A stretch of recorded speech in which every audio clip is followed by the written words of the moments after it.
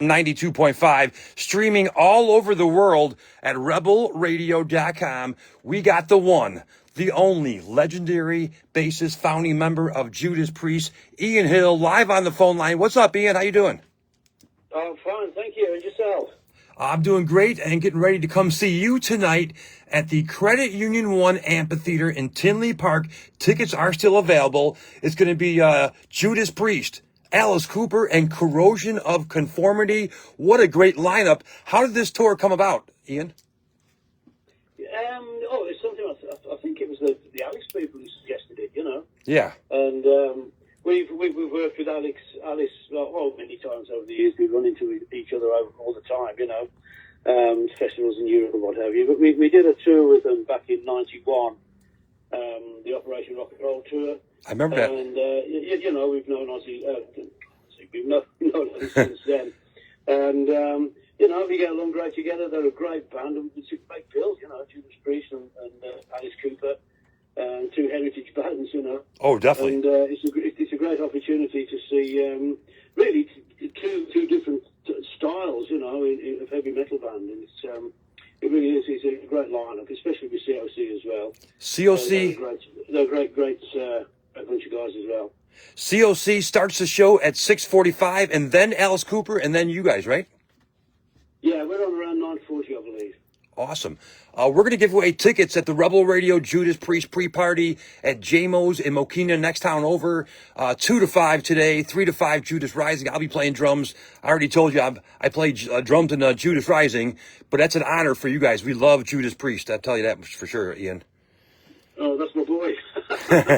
And you called in about 2 years ago, a couple years ago, for Invincible Shield. How that's been going great, right? The new album. Good to see a band around for that long, putting out great material still, you know? Yeah, I agree. You know, I mean, it's one of the things, one of the few provisos we have, you know, when we're writing this stuff. It's try and make it better than the last one, you know. Otherwise, there's not much point in doing it. It keeps you current and it keeps you relevant, you know. Oh, definitely. Keep up, you know, it keeps you young. And with that in mind, I just read somewhere that Rob Halford said 26, 27, another new Judas Priest release, right? Yeah. Studio time is being booked early next year, so we'll be back at it again next year. Ian, how's the writing process for Judas Priest in 2025 compared to 10, 20, 30, 40, 50 years ago? It changes, right? Yeah, it's pretty much the same, you know. Rob's a prolific writer, you know. He's always got lyrics lying around.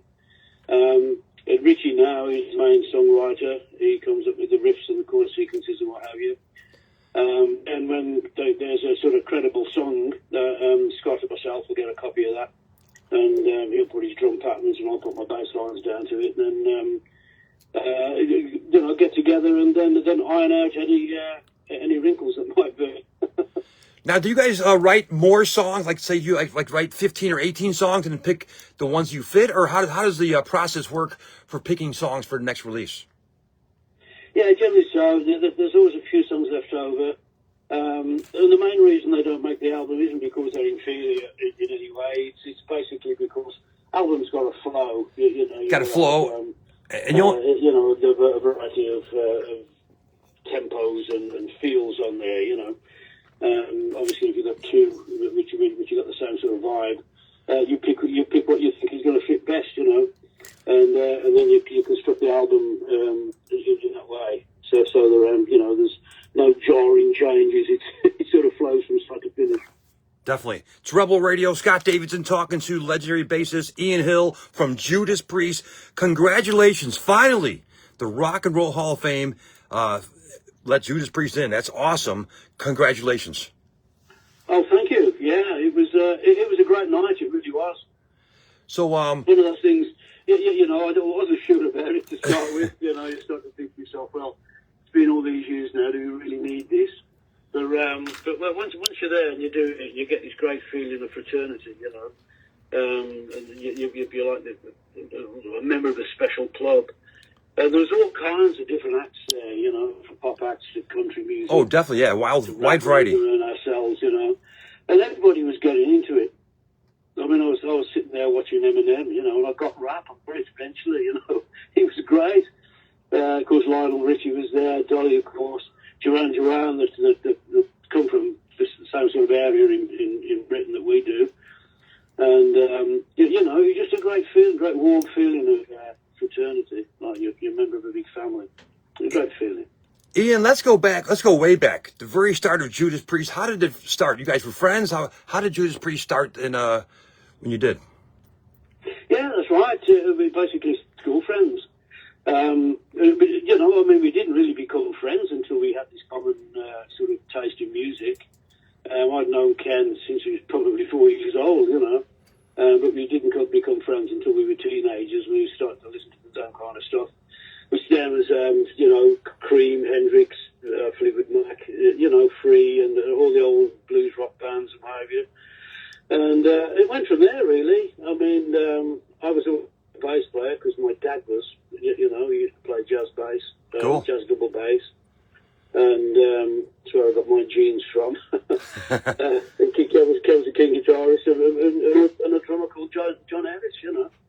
And we meet up at rehearsal rooms and just bang out favourite riffs and whatever. And that's it started just like that. Awesome.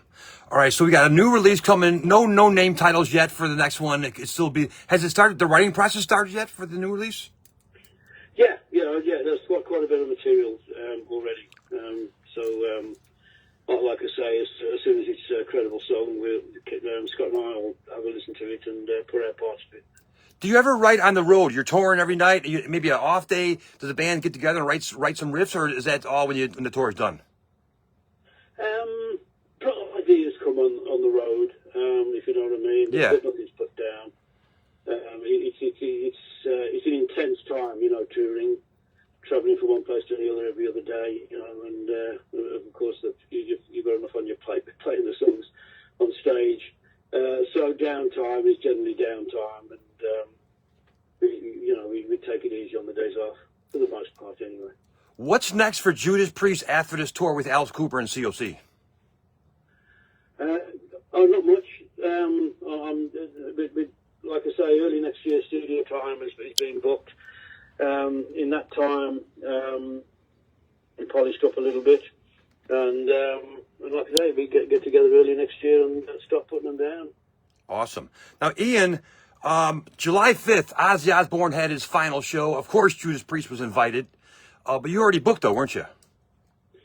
Yeah, we'd an old German promoter friend of ours, Ozzy Hoppy, great guy, and he persuaded us to go play at the Scorpions' 60th anniversary. That's right, yeah. Show in Hanover, in Germany, and the ink wasn't even dry on the contract, you know. And this call comes in from Sharon Osbourne, yep. Wanting us to be part of it, but unfortunately, you know, you have to honour your. Got to honour yours, yes. Now, and then you guys released your version of War Pigs. Was that because of that, or was that already in the plans? No, that was because of that. We thought, well, what can we do, you know? Yeah. So we thought, well, we'll put one of their songs together ourselves, and maybe they can play it on the screens and whatever, you know, in between acts. That's cool. At the Aussie show, and that's where the idea came from. And that's and then Ozzy heard it and thought, well, you know, it'd be great if you could put some Aussie vocals on there as well. So the Osbourne camp, they sent us over some vocals, and our producer Andy Sleep, he knitted it all together, you know. And it sounds awesome. It really does. I mean, it sounds great. Loads of fun to do. A lot of it's ad lib, you know. I haven't played like that for years. And that's it's a great song to play, you know. And of course, with Ozzy on there, it's just pretty complete. Ian, I've seen Judas Priest. I lost track of how many times, but every time I go see you, War Pigs is the walk-up song. I'll be in line getting a beer, and I'll hear War Pigs start. I get out of line and go to my seat and check out the show. So that's very fitting that War Pigs is the song that you guys picked to honor Ozzy. That's absolutely right. That's why we play it to get everybody out of the bar. And yeah, but that was it. We play before every show, you know. So that's a no-brainer. You know, that's what we're going to have to do.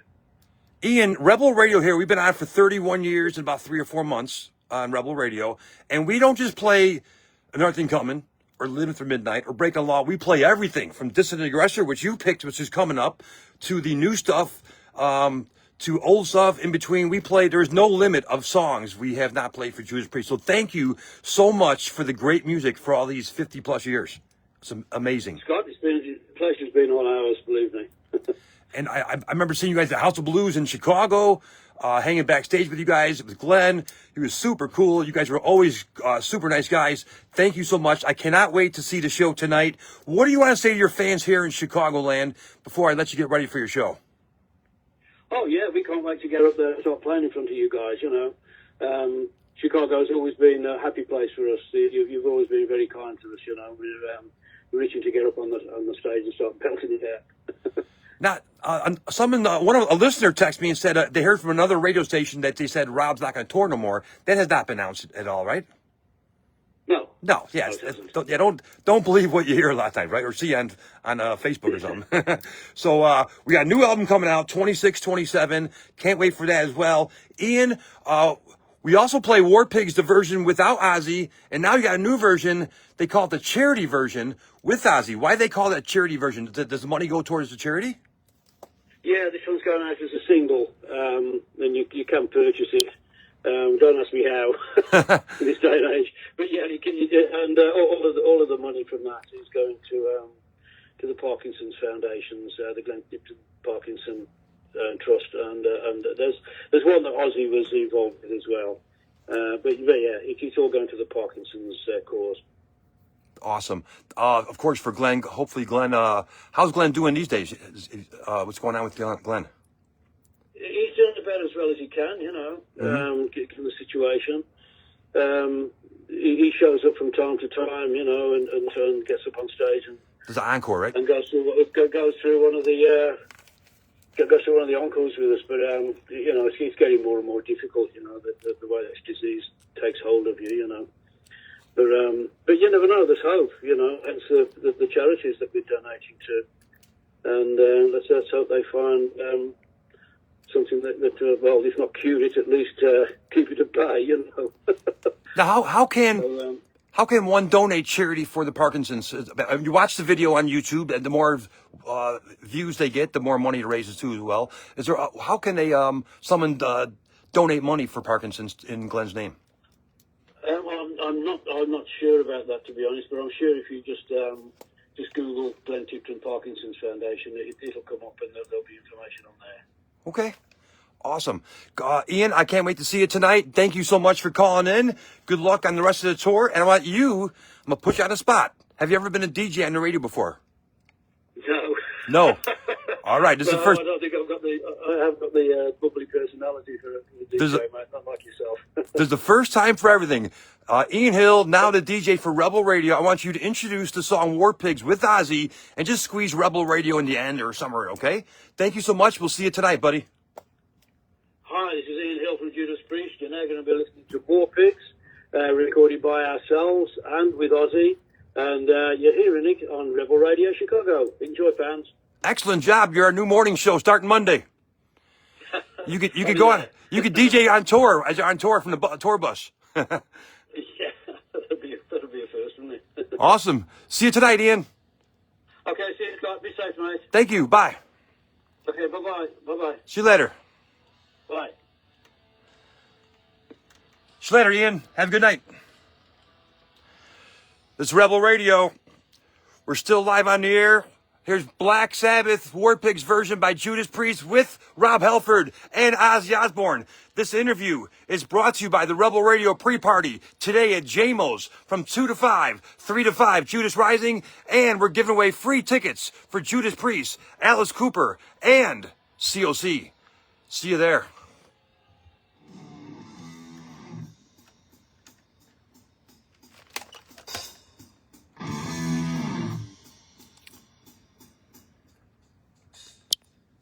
What's up? I'm Scott Davison. Come see Judas Rising. We can't do the lyrics or Facebook will take this video down. But come see Judas Rising today. 3 to 5. We're giving away tickets for Judas Priest. Free show.